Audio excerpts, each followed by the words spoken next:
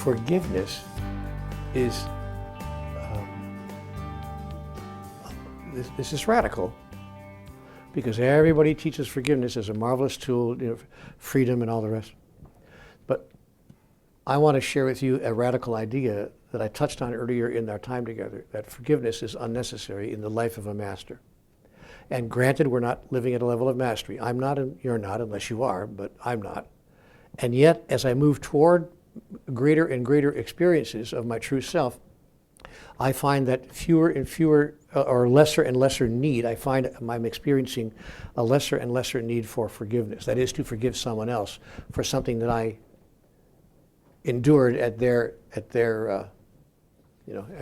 a result of their doing.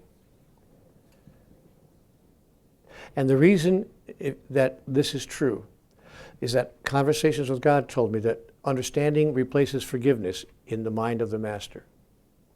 And you might recall that I used the example of the 2.5 or 4-year-old who knocks over the milk or whatever, and we totally understand, or the 6-year-old who utters a word that we wish weren't used in polite company, but we don't need to forgive that child essentially because we understand why that happened. And so what I invite people to do when I do individual work with people is I invite them to look at who it is they imagine they need to forgive and see if there's any part of them that can go to a place of understanding why that perpetrator might have done that.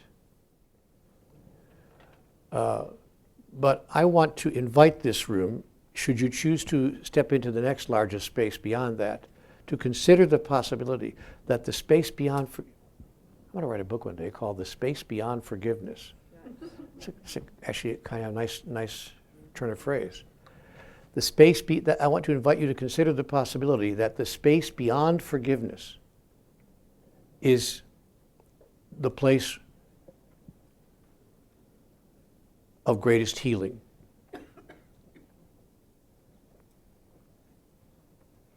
Forgiveness holds, that is, the need to forgive, and even the act of forgiveness holds that someone needs to be forgiven in order for you to be resolved around the issue. But understanding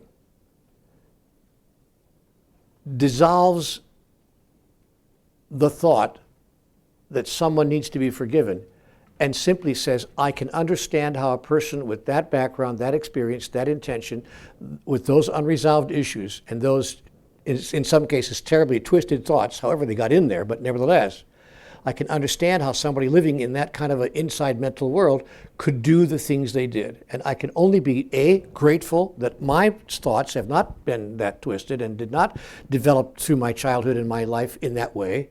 By the way, are you aware of the fact that probably 50% or more, I think the number is like 60 or 70%, of abusers were abused themselves in some way as a child? And so you get to know, oh, I see, it wasn't just that they're bad people, it's that they're responding to their own experience. And that doesn't make it right. Doesn't justify it, doesn't make it right, doesn't make it okay, but it does explain it. And once we understand, we can go, oh, so now at least I can understand how it's possible for that to have happened. And you can see how understanding washes the table of the need for forgiveness. It doesn't make it any happier an event. It doesn't make it any better of an event. It doesn't change anything about what happened, except that it satisfies the mind's need to understand, how is it possible? Why did that happen to me? And it satisfies the mind's need to get rid of the resentment and the anger, because we can almost, in some cases, almost feel compassion and pity for that person, that their mind was so twisted that the only way they could behave it out, that act it out, was the way they did. I want to tell you something that's daring to say. I'm on camera, I'm on film, whatever, but I'm going to say it anyway for everybody to hear. When I saw what happened to Jerry Sandusky, and I saw him go to jail for the rest of his life, I'm sure, and destroy an entire career and a whole family and all the rest, my heart broke for all of his victims, and the sadness in my heart was so great for all those whose lives he touched in that way, but my heart also broke for him. I thought, you poor guy, what happened to you in your life that somehow or another you managed to twist your mind around enough to think that this was okay? I'm so sorry that you didn't find help and didn't even have the ability to recognize you had a problem. And I'm so sorry as well that those people around him, boy, Penn State was absolutely punished the way it should have been, even more so, that somebody around him didn't say, Jerry, come with me, we're going to a professional, you're going to confess the whole thing, you're going to resolve your life, you're going to change your whole life, we're going to do what you need to do to make reparations for those you hurt, and you're going to change your whole life. And nobody around him had the insight to say, man, come with me, you're in trouble. So my heart went out to the victims and the villains, and when you're in a place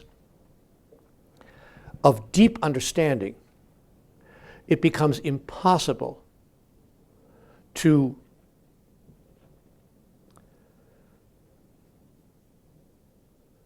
hate the perpetrators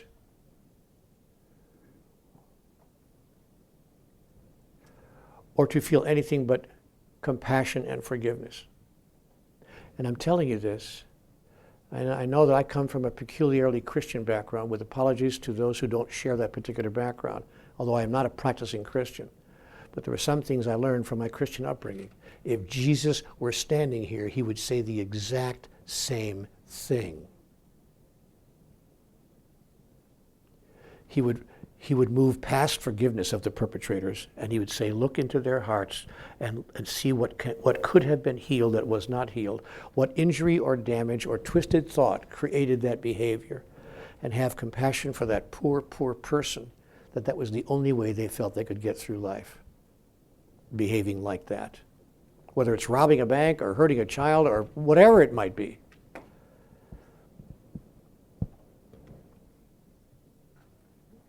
So I want you to consider the possibility of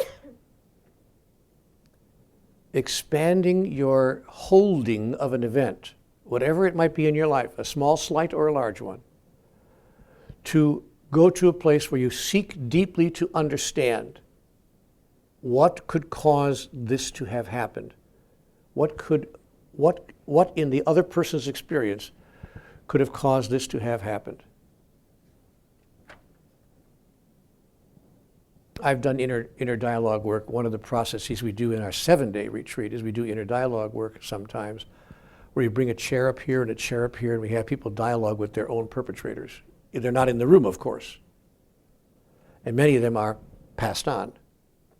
But we have them sit in the chair and ask their own perpetrator, why did you do that? And then they'll change seats and sit in the chair of the perpetrator and respond to themselves. If you ever saw that process, it's enough to blow you right out of the room. It's way too deep for a 3-day, but in a 7-day retreat, we do that, the 7-day intensive, and they will speak for the perpetrator and say, I would do anything for you to understand and release me from the agony of my own sadness and guilt over what I did. Fortunately, we have a God who doesn't forgive anyone for anything, but simply understands. And that is why conversation with God could say so clearly and with such great confidence, Hitler went to heaven. The single most controversial statement in the 3,000 pages, of course. And believe me, when that came off of my pen, and that was in the days when I was writing by hand, and I remember when it said, Hitler went to heaven, and I'm not kidding you, no exaggeration, I just went, dropped the pen, it just felt like, oh, I can't. What are you telling me? What are you telling me? But through the next 3,000 pages, I was able to grasp notions that were foreign to my mind prior to that time, but not foreign to my soul. So may I leave you with this last tool then. Forgiveness, forgone. That is, we forego the need to forgive anybody, and we replace it with understanding. And and a process you can do at home is make a list of the people you think you need to forgive, and the reason you think you need to, that is what they did to you, what they did. Make a list of your perpetrators. And in the second column, the things that, and big and small. The big ones, like, they did this and they did that. That was very huge in my life.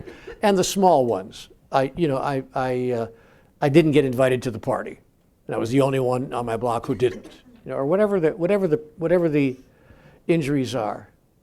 And then in the third column, if you could understand why they did that, and maybe you may not be able to, but if you could understand why they did that, to write down in that third column why I believe they might have done that, my understanding of that. And that will purge you if you allow your soul to sweep in with your mind and visit your mind and have that new level of understanding. That will purge you of your need to forgive anybody. You'll just go, well, you know what? I don't like it. I'll never be happy about it. I'm not going to change how I feel about it, but I can understand. I can understand. And I'm ready to, at that level, release my furiosity toward that person because that poor bastard didn't know any better. Couldn't behave, And when you understand that, just to use an example about your dad, if you knew every inch of the background of him, stuff he told you and stuff he may never have told you. And by the way, that's what happens when you pass on and you become a member of the soul community at the non-physical level. You and your dad will sit down together and you will see immediately into his heart, immediately, the whole thing. You'll just go, and you'll see all of the things he told you and never told you. And you'll go, well, of course you acted that way, you poor son of a bitch. I get it. Which is, by the way, exactly the frame of mind that your wife holds toward you now. She knows what you went through. She understands. And if there's a moment here and a moment there, and by the way, you're not nearly as bad as you claim to be, but if there is a moment here and a moment there when you are this mean person you describe, the reason your wife loves you is because she is already in the place I'm describing. And she understands. And she says, you know what? My Brian is doing the best he possibly can, and he's doing better every day. And I'm not going to make him wrong for what his past put into his life. That's called divine understanding. And that heals the need to forgive anybody. Have you got it? Yep. Now sometimes it's hard to let go of the need to forgive because it seems like we're making it right that this happened to us. Don't go there. I want to state, and for the third and final time, that doesn't make what happened right. It doesn't justify it, and it doesn't, in any way condone it. It simply allows you to understand it. But understanding is a huge healing balm for the mind. Because the mind can go, well, I understand. I get why my father would do that. I get it. Poor son of a bitch.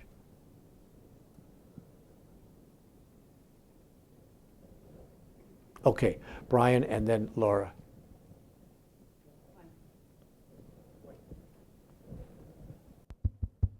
Okay, so just for clarification here, and please tell me if I'm wrong, because I really want to understand this. So something happens, and you want to seek the understanding to let it go. However, if you're not viewing yourself as a victim, because, as you say, the soul cannot be hurt, therefore you cannot be hurt. If that's the case, then you're not being hurt, therefore there's nothing to forgive. Precisely. That's part of the overall understanding. The understanding is two parts. Number one, I can't be hurt in any event. Number two, I understand why they did that in a way that looks to all the world like I was hurt.